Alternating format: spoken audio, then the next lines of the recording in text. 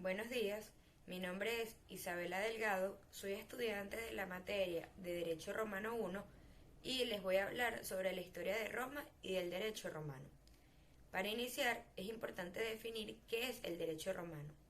Este es el conjunto de leyes que formaron el ordenamiento jurídico que regulaba el comportamiento de los ciudadanos en la antigua Roma, desde su fundación hasta la caída del Imperio Romano Oriental. La fundación de Roma en el año 753 a.C.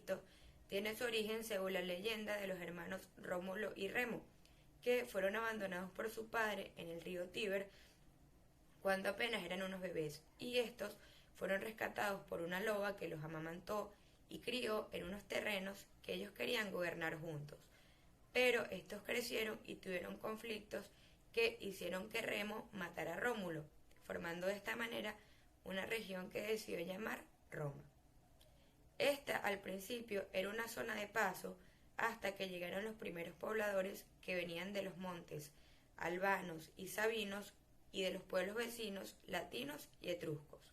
Estos últimos se encargaron de gobernar esta región durante la primera etapa de la historia romana, conocida como la monarquía, entre los años 753 a.C. y 509 a.C., recalcando que los reyes latinos eran democráticos y los etruscos despóticos. Durante esta época el rey era el sumo sacerdote y el general en jefe del ejército, y era apoyado por el Senado, que estaba conformado por las familias más antiguas, ricas e influyentes de la región. La sociedad romana, que estaba compuesta en esta época por los patricios, familias descendientes de los primeros pobladores, que controlaban la mayor parte de las tierras y el derecho de ciudadanía, y por los plebeyos, que eran campesinos, comerciantes y artesanos que carecían de poder político. Otro punto importante de esta época es que el pueblo podía reunirse en asambleas populares para discutir algún tema de importancia. Estas recibían el nombre de comitia. Con la caída del último rey etrusco nace entonces la segunda etapa histórica, conocida como la República, que se mantuvo desde el 509 a.C. hasta el 27 a.C. En esta época nacieron una serie de instituciones de gobierno representativas que al principio eran monopolizadas por los patricios, pero poco a poco los plebeyos consiguieron derechos y la forma de participar en las mismas, gracias a la creación de la Ley de las 12 Tablas.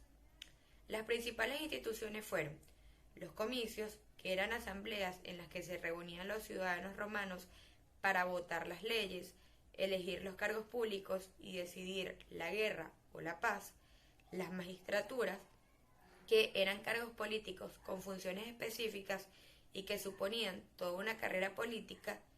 Además, estos cargos eran colegiados, es decir, que se compartían con otra persona para evitar la corrupción, no se cobraba sueldo y estos eran electos, excepto por el cargo de senador, que era reservado para los antiguos cónsules y eran de carácter vitalicio. Entre los demás cargos se encontraban el de cónsul, que solo se ejercía por un año, el de pretor, edil, cuestor, censores y el de tribuno de la plebe. El Senado, que era la institución más importante, era un consejo supremo encargado de asesorar a los magistrados. Además, establecía leyes y dirigía la política exterior. Sus casi 300 miembros eran vitalicios y eran antiguos cónsules, magistrados y personas que sobresalían por sus cualidades, su fortuna y su posición social. Al colapsar la República se instaura la tercera etapa, también conocida como el Imperio, que perduró desde el 29 a.C. hasta el 476 después de Cristo. Este era un estado autoritario que era sometido a la voluntad del príncipe o emperador, tales como Augusto, Nerón y Calígula. Pero a pesar de esto, Roma alcanzó en este periodo su máxima extensión territorial, con 5 millones de kilómetros cuadrados. Esta etapa se dividió en dos periodos: el Alto Imperio, que fue la época de auge en la que tiene lugar su gran expansión territorial y la mayoría de las conquistas militares, de la mano de 4 dinastías diferentes: la Julio-Claudia, la Flavia, la Antonina y la Severa; y el Bajo Imperio, que fue la época de decadencia política y económica del imperio. En cuanto al derecho, este fue un momento de apogeo en la que se hizo una gran valor con la jurisprudencia. Además, el emperador Augusto propuso numerosas leyes